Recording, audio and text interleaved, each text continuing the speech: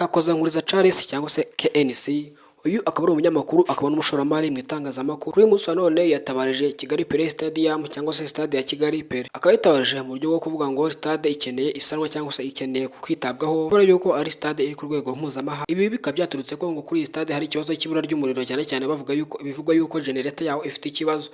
Uyu munyamakuru nta munsi n'umwe yigeze arya indimi mu gihe ari kuvugira cyangwa se ari kuvuganira ikintu runaka kitameze neza cyangwa se kitari kugenda neza. Vuga atarya indimi habe na gato cyane kubera yuko abifite mu nshingano, kandi n'umunyamakuru ugira ihangana cyane cyane mu buryo bwa deba cyangwa se mu buryo bw'ibiganiro maka. Ni umunyamakuru wakunzwe n'abatari bake cyane cyane ku kuvugisha ukuri ndetse no kuvuga ibintu ukabyumva, cyane cyane akaba yari yamenyekanye mu kiganiro akunze gukora n'uwitwa Mutabaruka, bakunze gukorana buri mu gitondo kuri radio na TV1 by'uyu munyamakuru cyangwa se by'uyu mushoramari KNC. Yagomeje avuga yuko Pele Stadium nititabwaho bishobora kuza bibi cyane mu gihe kiri imbere, kubera ko ishobora kuzakira imikino itandukanye ndetse n'amarushanwa atandukanye mu gihugu cy'u Rwanda, kuko bishobora kuza imbogamizi ndetse bikaba n'ibibazo cyane mu gihe bititaweho, cyane cyane ko bivugwa yuko iyi stade igomeje kuba ari stade izakira amarushanwa atandukanye mu gihugu cy'u Rwanda.